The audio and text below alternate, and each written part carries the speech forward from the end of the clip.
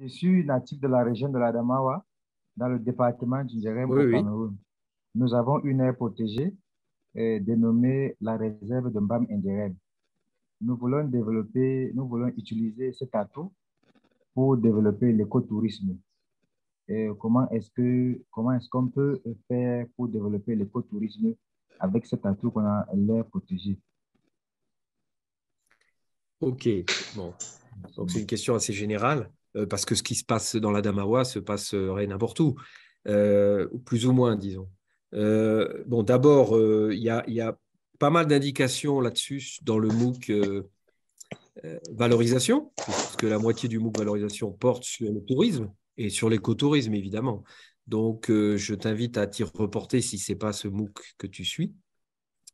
La deuxième chose, ben, c'est déjà bien que tu considères l'aire protégée dans l'Adamawa comme un atout, c'est certainement le cas, et non pas une contrainte. Tout à l'heure, on avait une discussion sur les communautés. Il y a évidemment des communautés qui diraient l'inverse, qui diraient oh là là, c'est un problème, etc. Donc, effectivement, une aire protégée, ça peut être un atout, et ça peut être un atout pour l'écotourisme. Alors, l'écotourisme comme le tourisme, c'est quand même relativement un vrai boulot, hein. Donc, ça nécessite des compétences. Il faut trouver les gens qui savent s'occuper du tourisme parce que l'écotourisme, le mot éco, c'est la fin, c'est l'air protégé. Mais dans écotourisme, il y a tourisme, c'est comment on va amener les touristes, comment on va les héberger, comment on va les nourrir, comment on va les véhiculer, comment on va s'assurer de leur santé, de leur sécurité, comment ils vont connaître la zone, hein, comment on va faire la pub, etc. Donc, toute cette chaîne en amont de l'aire protégée, pour amener les touristes, il faut bien que quelqu'un s'en occupe. Alors, parfois, c'est la structure qui gère l'aire protégée. Bon, ça marche parfois, hein. Ça ne marche pas souvent, en fait, parce que c'est des métiers différents.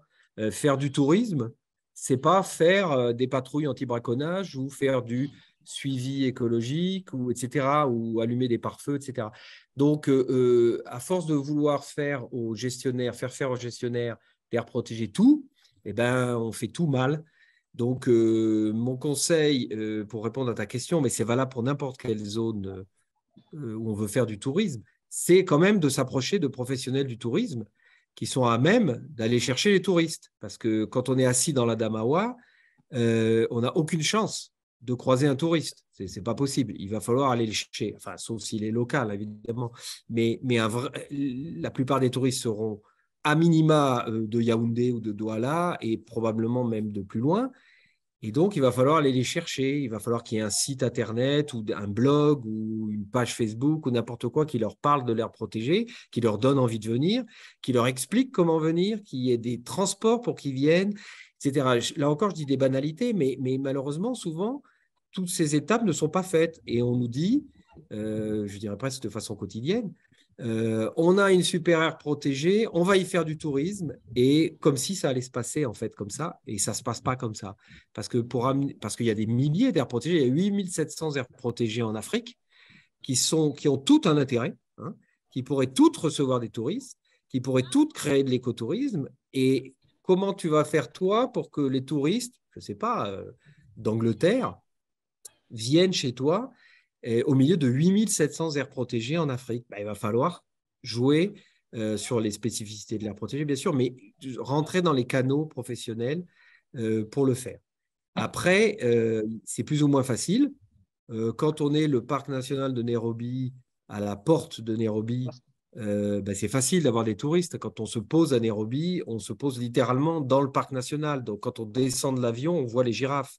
Donc, on se dit, ah bah tiens, si j'allais voir les girafes, on ne peut pas le faire. Mais si on pouvait, on descendrait de l'avion, on marcherait directement dans la brousse et on verrait girafes, buffles, zèbres, tout ce que tu veux. Là, c'est facile. Quand on est dans l'Adamawa, à l'autre bout du Cameroun, par rapport aux arrivées, hein, je dis Douala ou Yaoundé, et que dans une zone, bah, je suis obligé de le dire, où la sécurité n'est pas 100% assurée, hein, où c'est quand même compliqué de dire à des touristes, allez vous mettre là-bas, bah, c'est sûr que ça va être compliqué, hein. C'est comme Zakuma au Tchad, où on est très loin, c'est comme le W au Niger, etc. Ce sont des pays où il y a des difficultés en termes de sécurité, et donc encore plus pour créer du tourisme. Mais ça ne veut pas dire que ce n'est pas faisable. Ça veut juste dire que c'est encore plus difficile qu'ailleurs. En tout cas, mon seul conseil là, de bon sens, c'est de passer et de travailler avec des professionnels qui font du tourisme, déjà au Cameroun, et qui sont capables d'amener des clients. Sinon, il n'y aura pas de clients. Merci beaucoup. OK, merci. Alors, Claire, peut-être? Oui, mais c'est très clair. Je suis très satisfait. Merci beaucoup. Oui, merci. Merci. Merci. Bonjour, vous m'entendez? Oui, oui, oui, impec. Bonjour. Ouais, Donc ouais. moi je suis Claire, je suis de France. Bonjour à tous. Moi je vais revenir juste sur l'aspect formation. Je n'ai pas encore de problématiques concrètes sur lesquelles poser de questions. Je voulais là en fait pour les prochains Zooms qu'il y aura. Alors je pense que vous avez donné la réponse tout à l'heure. Ils seront enregistrés de toute manière, hein, où on pourra y avoir accès si on ne peut pas être là, par exemple, le 13 ou le 1er. Ils seront accessibles sur toute la durée du MOOC ou sur une période comme sur Vimeo. Est-ce que ce sera une mise à disposition temporaire ou est-ce qu'on y aura accès tout le temps en fait, de la formation si on ne peut pas être là sur le direct? Je peux répondre, ben, j'ai lancé vas-y. l'enregistrement là sous conseil de notre ambassadeur Mamie Le Sen. Donc il y a un enregistrement de ce Zoom-ci qui a commencé un peu tard et je pense que oui, c'est quelque chose qu'on peut faire pour la suite, pour les prochains donc.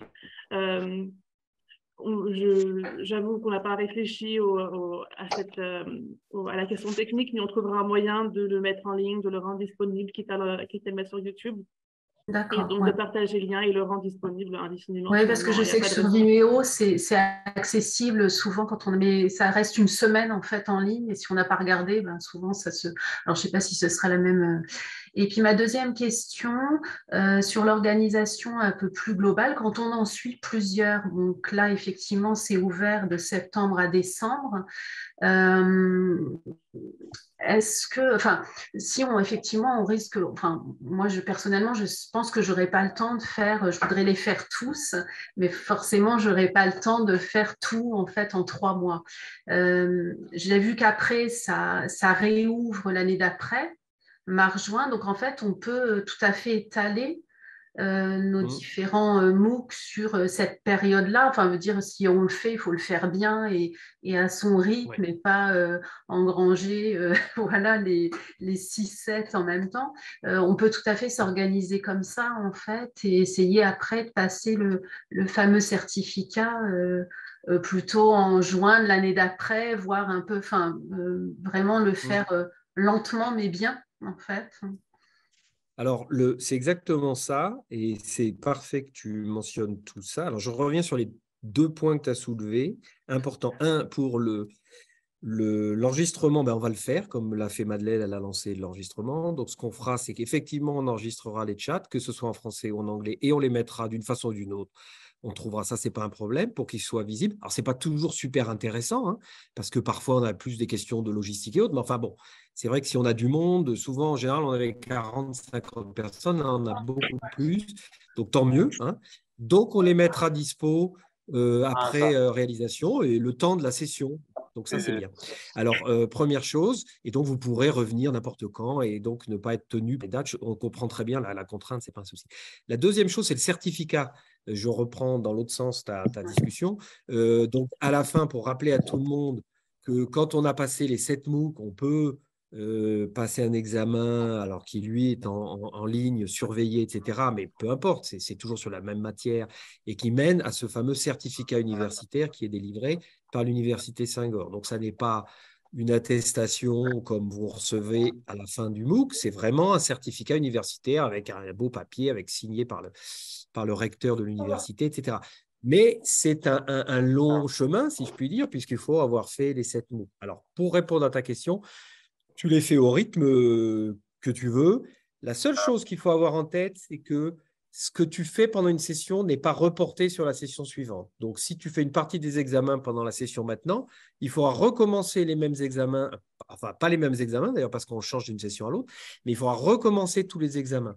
Donc, pour éviter ce genre de choses, il vaut mieux faire genre 2 ou 3 MOOC maintenant, entièrement, et continuer, parce que si tu en ouvres 5 ou 6, ce que tu auras fait sur les MOOC en cours, il faudra reprendre l'examen à la prochaine session. C'est la seule contrainte. Mais par contre, le cours sera ouvert, accessible, et ça sera le même contenu, à part qu'on fait de temps en temps des mises à jour, et il va falloir le faire en 2023, notamment dans le MOOC GAP, où un certain nombre de choses changent. Vous voyez parler des objectifs d'Aichi, vous voyez parler d'un certain nombre de choses qui, évidemment, évoluent. En décembre, il y a une COP de la CBD à Montréal, finalement. Elle devait avoir lieu en Chine, mais elle a lieu à Montréal.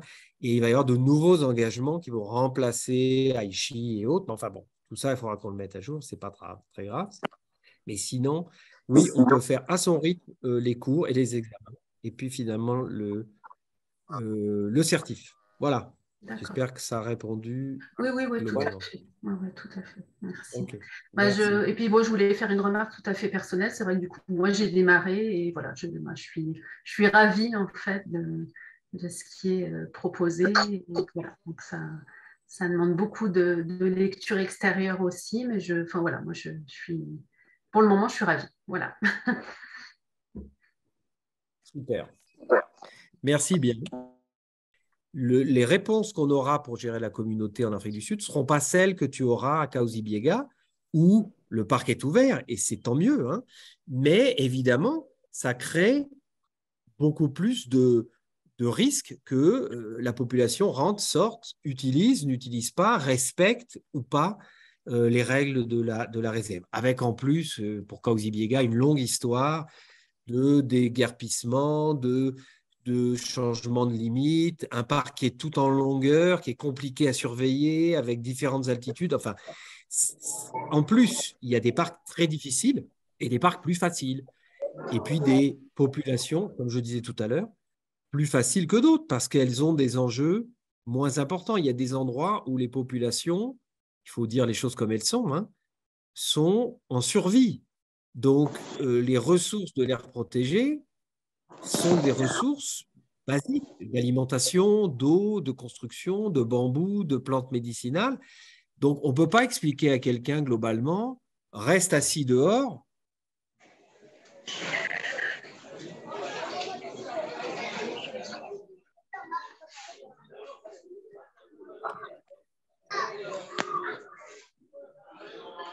Allô? Ouais, pardon. Mais je ne sais pas pourquoi j'ai été muté. Quelqu'un m'a muté. Quelqu'un m'a coupé le sifflet. Je vais mal vous entendre là. Je une préoccupation, s'il vous plaît. Non, attends. Juste pour finir avec Jonathan, juste pour dire ça. Donc, c'est souvent une question qui revient, mais note que ce n'est pas une question qui vient dans tous les pays. Il y a des pays où les problèmes avec la communauté, finalement, ils sont faciles à régler, ils n'existent quasiment pas.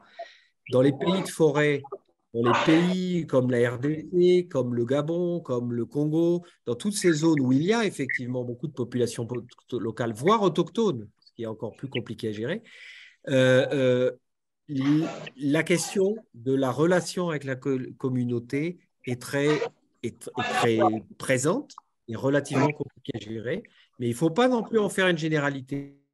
Quand c'est une population qui met en place une aire marine protégée, mais qui n'est pas reconnue par l'État, là, c'est 100% à la population de la gouvernance et la gestion est 100% définie par la population locale. Oui. D'accord. Et ça n'a aucune importance qu'elle ne soit pas reconnue par l'État, hein, puisque vous vous rappelez, la définition d'une aire protégée dit bien qu'une aire protégée existe à partir du moment où quelqu'un la reconnaît, mais pas forcément l'État. Donc, une aire protégée strictement communautaire, créée par une communauté, sur un territoire communautaire, géré par la communauté, a une gouvernance communautaire. Que l'État la reconnaisse ou pas, ça c'est complètement secondaire. Même si l'État la reconnaît, ça ne va pas changer la gouvernance ni le mode de gestion. Sauf si l'État s'en saisit, dit « Ah ben non, maintenant c'est nous qui gérons, c'est nous qui décidons pour vous », ce qui arrive parfois malheureusement. Hein. Mais le modèle que tu décris est strictement une gouvernance communautaire à gestion communautaire. Voilà. D'accord, parfait. Merci beaucoup. Pas de souci. Alors, je ne sais plus, il y a tellement de mains et autres. Oui, alors Bansimba, qui n'a pas mis la main jaune, mais qui a levé la main. Vas-y. Le micro. Alors, bonjour, je disais bonjour, j'apprécie véritablement la qualité des cours qui nous sont donnés dans les MOOC. Et puis, on vous félicite et on souhaite que tout le monde participe à obtenir un certificat par rapport à nos attentes. Alors, j'avais une préoccupation, je suis du Sénégal. J'ai travaillé dans l'aire marine protégée de Joal.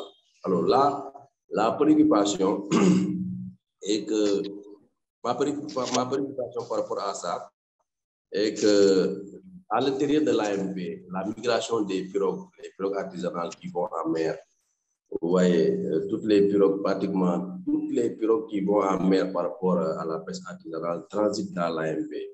Alors, globalement, si on appréhende ces pêcheurs qui vous disent que nous, on ne peut pas boire 10 poissons et les laisser aller ne pas le pêcher. Donc, vous voyez, donc là, donc, il y a un problème parce que puisque les pêcheurs, à chaque fois qu'ils transitent l'AMP et qu'ils boivent un bois de poisson et qu'ils le pêchent, donc véritablement, ça cause un problème. Globalement, la majeure partie des pêcheurs, si vous les appréhendez,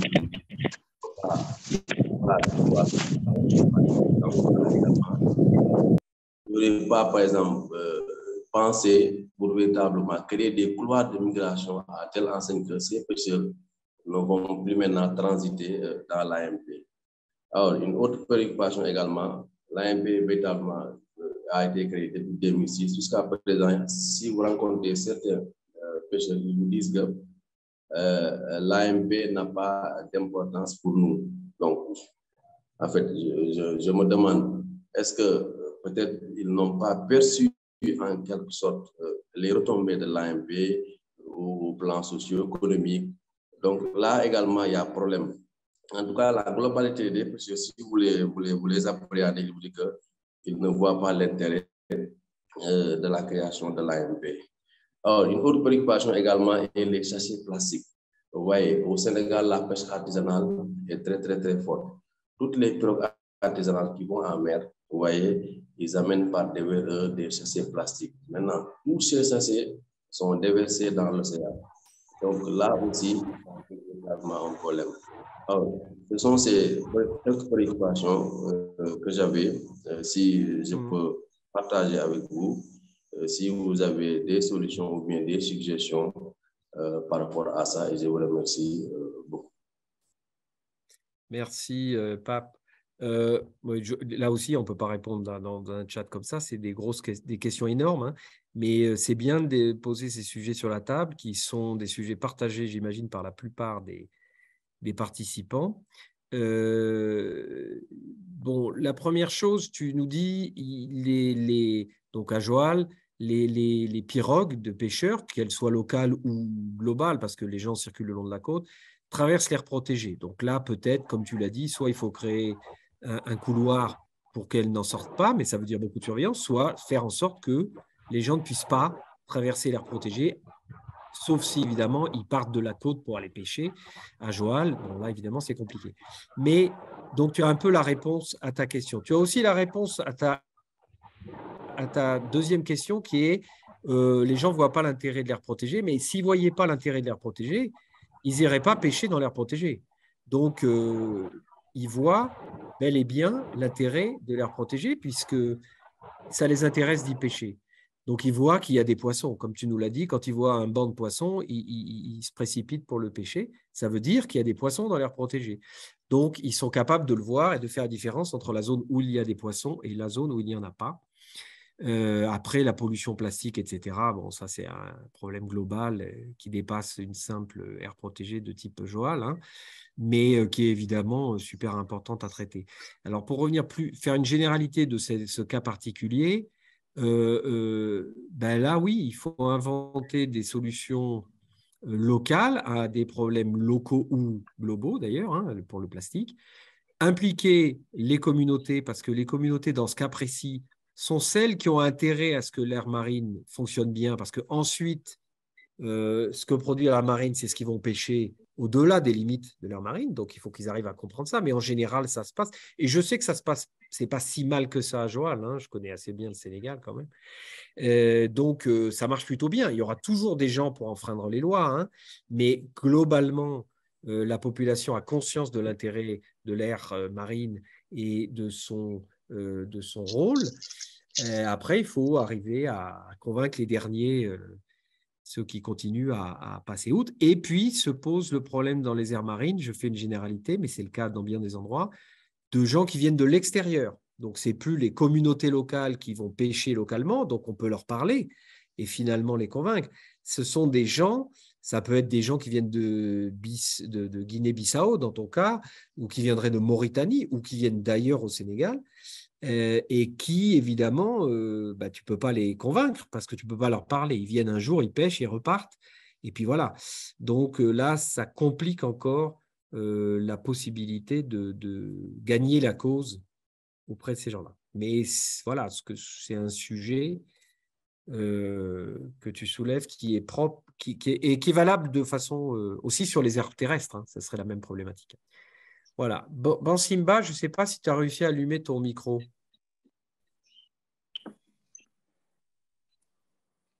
Ben non. Moi, j'entends rien en tout cas. Il demande toujours la parole. Ouais, mais alors, non, Simba, en fait, on ne t'entend pas. Donc là, il y a un problème. Hein. Je suis désolé.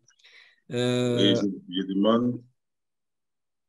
Ouais, ben vas-y, Tebonou. Mais j'aurais bien aimé donner à Siméon aussi. Vas-y, Tebonou. Rapidement, parce qu'on s'approche de la fin. Effectivement. Bon, par rapport aux questions, moi, c'est des propositions de solutions et j'ai voulu partager avec vous. Bon, d'abord, une communauté qui est proche d'une aire protégée, il faut partager tout avec elle.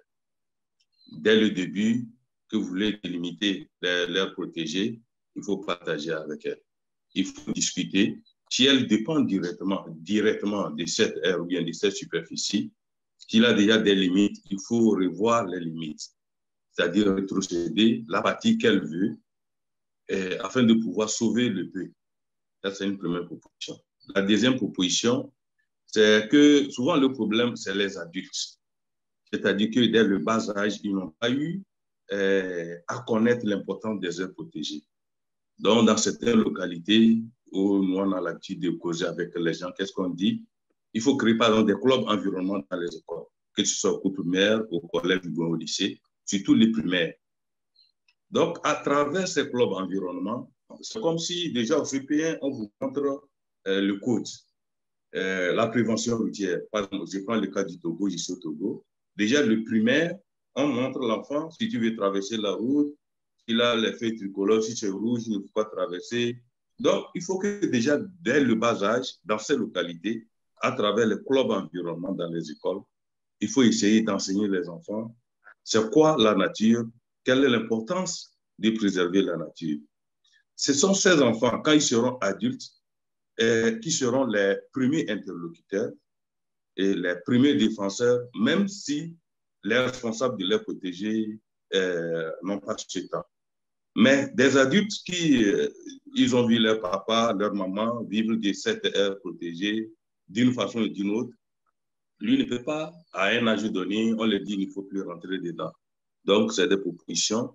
Je résume, c'est d'amener d'abord les enfants à bas âge à comprendre ce que c'est qu'une aire protégée, pourquoi il faut conserver, et aussi, s'il a une superficie, redéfinir les limites, rétrocéder une partie à la population et surtout partager tout. Les débuts, comme s'il a des recettes à travers le tourisme, tout ça là. Quand ils voient leur intérêt là-dedans, moi, je suis sûr que même si on ne peut pas annuler à 100%, au moins à 50, 60, voire 70%, ils vont se le dire. Bon, merci, je m'arrête là. Merci. Merci.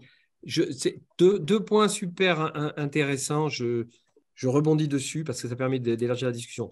Bon, le cas particulier, enfin, je sais, Tebonou, tu es au Togo et le Togo est un cas particulier.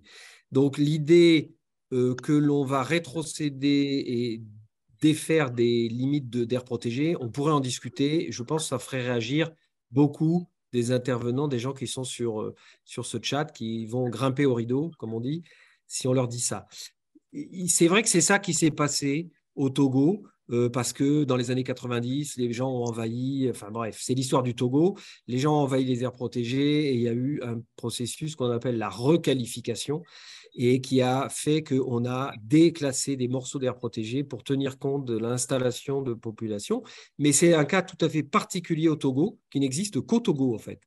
Et ce n'est pas dans ce chat ici qu'on va dire la façon facile de régler le problème, c'est de déclasser des morceaux d'air protégés pour faire plaisir aux populations. Non, ça, certainement pas. C'est peut-être valable et ça peut arriver quelque part, mais ça ne devrait pas devenir la règle parce que sinon, il n'y aura plus d'air protégé dans 5 ans. Hein. Il faut être clair parce qu'il y aura toujours quelqu'un pour revendiquer un morceau du territoire. Mais ce qui m'intéresse plus, c'est la deuxième partie de ton intervention, et à savoir les enfants. Et donc, j'en profite pour rappeler ou vous dire, si vous ne savez pas, mais vous devriez savoir, que la semaine prochaine, on lance notre plateforme pour les enfants. Donc, en parallèle des MOOC, en parallèle des MOOC qui existent, il y aura une plateforme qui s'appelle youth-conservation.org, donc la même chose que mooc-conservation.org, mais ça sera youth-conservation.org. Et où il y a des modules, c'est ouvert pour les enfants, pour les instituts, pour leurs profs, pour les lycées, c'est fait pour le primaire et le secondaire, exactement ce que tu as dit, Thébonou. Donc, ça ne veut pas dire qu'on va répondre à toutes les demandes et à toutes les interrogations, mais enfin, on amène une petite pierre dans l'édifice que tu proposes de construire et sur lequel je te rejoins à 400%. Il faut travailler, éduquer les enfants le plus tôt possible pour que la prochaine génération, les gens qui auront votre âge, dans 20 ans, dans 30 ans, dans 40 ans, soient pas effectivement coincés dans des réflexes et dans des vieilles pensées qui font que l'environnement, c'est une contrainte, c'est une difficulté ou c'est simplement une source, etc.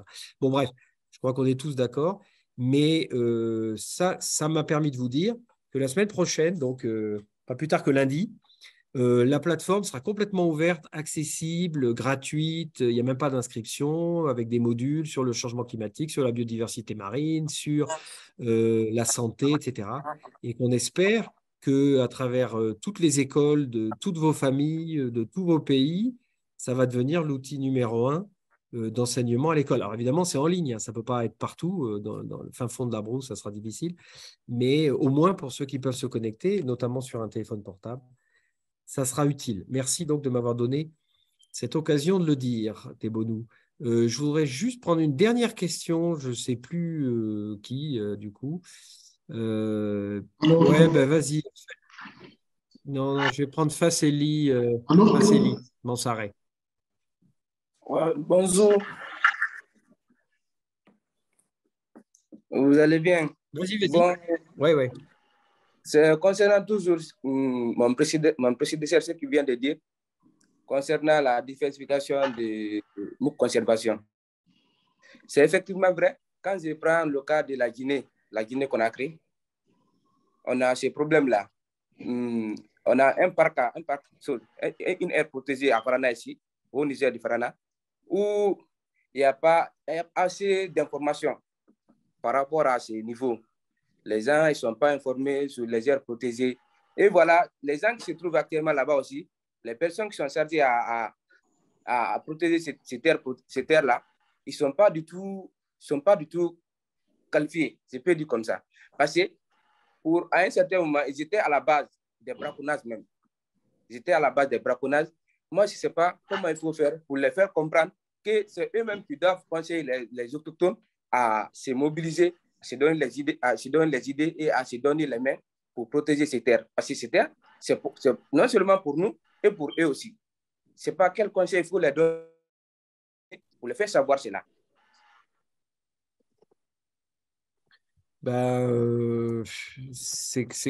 Oui, bon, je ne veux pas toujours répondre des banalités parce que c'est un peu les mêmes questions que tu poses. Il n'y a pas de réponse globale. Nous, enfin, en tout cas, en ce qui nous concerne, la réponse globale qu'on a apportée, c'est en développant MOOC Conservation et donc en apportant du matériel en ligne que n'importe qui peut utiliser. Et ce qu'on fait exactement en lançant Youth Conservation la semaine prochaine. Après, c'est chacun localement qui va traduire ça dans un outil ou dans une façon adaptée à la population. Dans la zone du Haut-Niger en Guinée, bon, j'imagine qu'il n'y a pas énormément de gens qui sont connectés, ou bien s'ils le sont, ils n'ont pas forcément assez de data, ils ne vont pas suivre les MOOC facilement, etc. Enfin, des gens qui travaillent dans des administrations peut-être, mais pas des villageois, etc. Donc, il va falloir que quelqu'un les aide, quelqu'un leur amène l'information. Donc, c'est après à vous, comme le disait tout à l'heure Thébonou d'ailleurs, quand il a dit qu'il faut partager.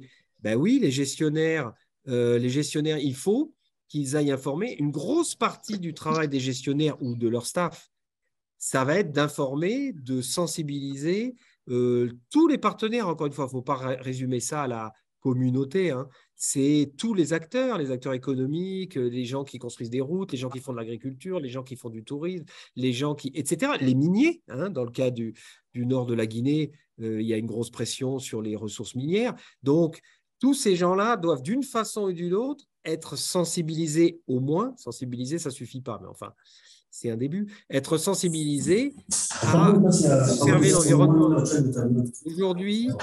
Aujourd'hui, il n'y a personne sur la planète, personne, qui ne sache pas, qui ne soit pas au courant qu'il y a un problème d'environnement. Vous êtes d'accord avec moi? C'est le climat, c'est tout ce que vous voulez, mais il n'y a personne qui ignore, même dans les coins les plus reculés, que la nature va mal. Donc, on part déjà d'une base.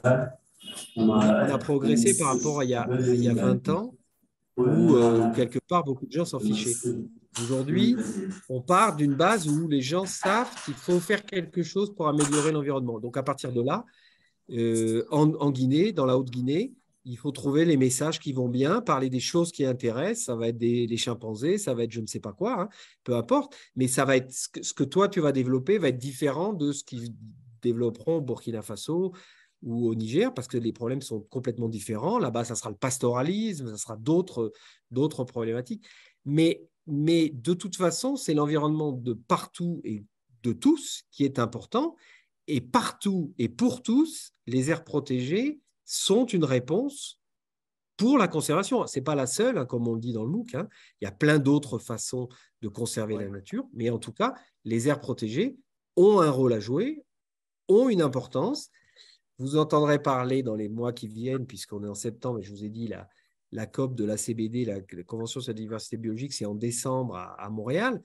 Et on va parler de plus en plus de ce dont on ne parle pas dans les MOOC pour le moment, justement, parce que c'est une notion récente, qui est tous ces autres mesures effectives de conservation par zone, hein, donc les OECM en anglais, où on développe de plus en plus de conservation, non pas dans les aires protégées elles-mêmes, mais dans les autres territoires où on peut quand même faire de la conservation. Ça peut être dans l'agriculture, ça peut être dans la foresterie, etc. Parce qu'on n'est pas obligé de conserver la nature sensu stricto, comme dans les aires protégées, même si c'est très important d'avoir des aires protégées. Mais avoir les aires protégées, quand bien même les 17%, vous vous rappelez des objectifs d'Aichi, et on y est, hein, quasiment, 16-17%. Quand bien même on protégerait 17% de la planète bien, ça veut dire qu'il y a 83% de la planète qui ne sont pas concernés par des mesures de conservation, si on résume. Et ça ne va pas, parce qu'on ne peut pas sauver la nature, les animaux, les plantes, la biodiversité sur 17% de la planète. Ça, ce n'est pas possible. Il faut beaucoup plus que ça. Donc, l'avenir, c'est non seulement des aires protégées qui fonctionnent bien. Donc là, ce que tu nous évoques dans le Haut-Niger, il faut y arriver à ce que les aires protégées fonctionnent bien, mais aussi autour de ces aires protégées ou ailleurs, qu'il y ait de plus en plus de mesures de conservation qui permettront d'éviter la pollution plastique, par exemple. La pollution plastique, elle se fait quelque part, mais elle impacte une aire protégée ailleurs, etc. Donc, il faut changer les modes de consommation sur ce quelque part et non pas dans l'air protégé. Ce n'est pas en ramassant le plastique à Joal qu'on va empêcher la pollution de l'océan par le plastique. Il faut agir ailleurs. Donc, c'est évidemment la tendance lourde aujourd'hui, protéger les aires protégées et en même temps travailler sur d'autres territoires avec d'autres approches, donc d'autres mesures de conservation. On a encore 5 minutes, parce que Madeleine m'a dit qu'il fallait qu'on ait encore 5 minutes, donc moi j'obéis. Je ne sais pas qui on peut prendre, qu'on n'est pas prêt. Ah ouais. Merci. Allô? Bonjour. Non. Oui, mais là, il y a Bonjour. Bonjour. Vous allez bien? Non, j'avais. Allô? Attends, je vais prendre quelqu'un qui a levé la main parce que comme ça, c'est plus simple. Peut-être Ted avant Galaxy A31. Ted, ouais, rapidement. Hein. Juste avant ça, si vous avez des questions techniques, mettez-les dans le chat. Je fais un résumé, je regrouperai toutes les questions et on y répondra à l'écrit si on n'a pas le temps de prendre tout le monde. Très bonne idée, très bonne initiative. Ted. Bonjour. Ouais, il faut que tu parles, il faut que tu démutes. Là.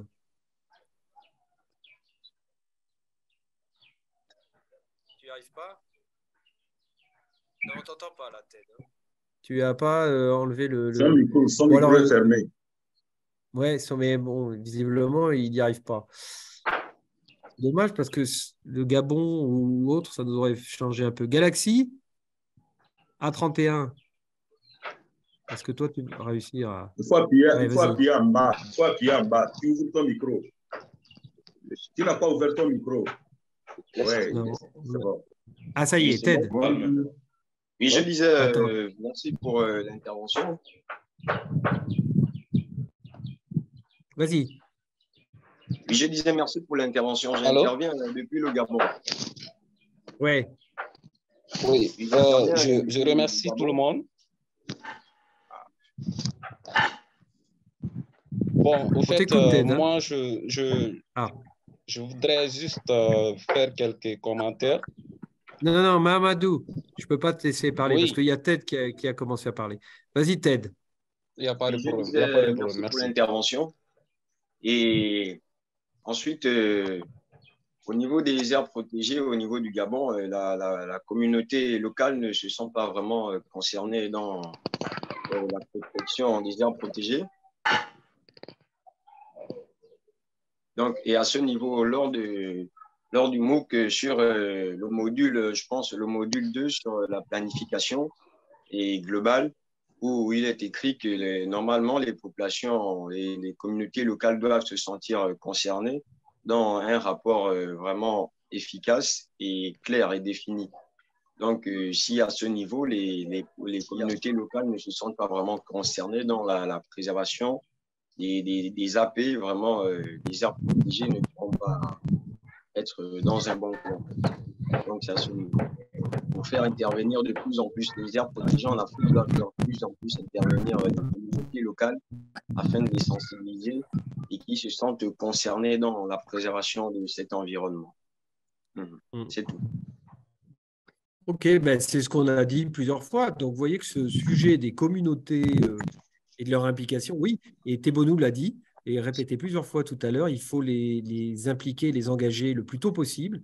La création d'une aire protégée, pourquoi pas, au préalable de la création. Bon, aujourd'hui, on n'en crée pas beaucoup, mais elles existent. Donc, quand on révise son plan de gestion ou quand on révise son plan d'action annuel, il n'y a pas besoin d'attendre tous les 5 ans pour interroger la population. Hein. Donc, oui, bien sûr, il faut que tous les acteurs, et ce n'est pas que la population, c'est aussi les acteurs du territoire, c'est les privés, c'est ceux qui gèrent les flux de déchets, c'est ceux qui gèrent les flux d'énergie, parce que les flux d'énergie impactent aussi les aires protégées, parce que les transports impactent les aires protégées. Tout le monde doit se sentir concerné. Une aire protégée, c'est comme un musée, c'est un patrimoine, enfin, ce n'est pas comme un musée au sens fermé, mais c'est un patrimoine commun. Si ça n'est pas un patrimoine commun à tous les Gabonais, il y aura toujours des Gabonais qui ne respecteront pas l'aire protégée.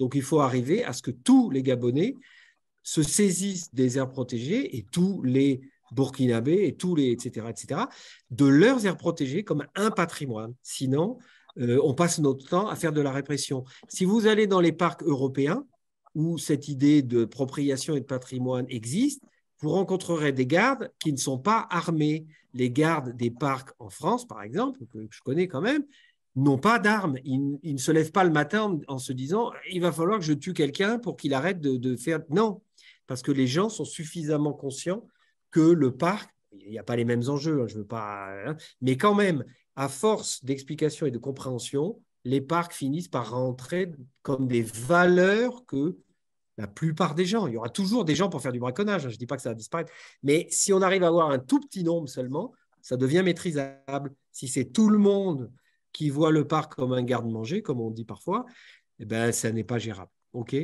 OK. Juste, j'avais dit à Galaxy qui a ouvert son micro, et puis on finit là. Galaxy A31, je ne sais pas comment tu t'appelles. Bonjour, bonjour. Vas-y. Bonjour, vous me suivez? Oui. Oui, j'aimerais savoir, ici au Tchad, nous avons le parc national des Akouma. Oui. Le parc national des Akouma. Et depuis longtemps, vous avez...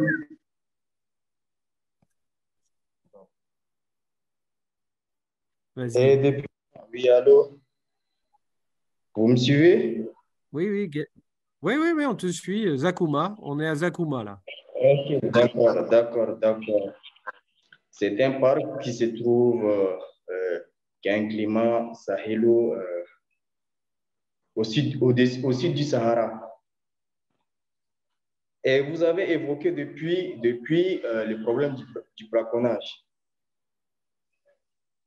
Et le seul sérieux problème que nous rencontrons depuis les années antécédentes. 90%, nous dénombrons plus de 600 quelques éléphants et depuis 2010 jusqu'à maintenant, nous comptons seulement que 454 environ population des éléphants.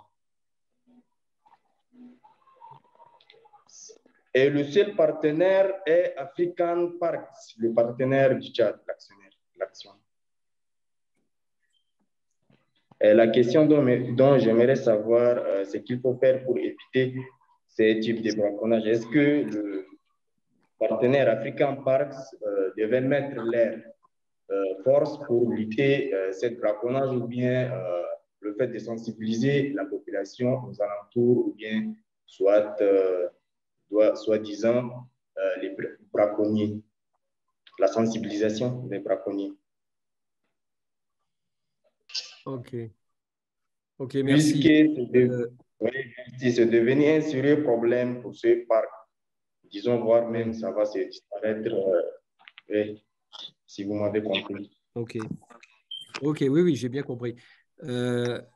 Bon, Zakouma, c'est un cas un peu particulier, encore une fois. Mais bon, le braconnage n'est pas nouveau. Ça date, comme tu l'as dit, depuis très longtemps.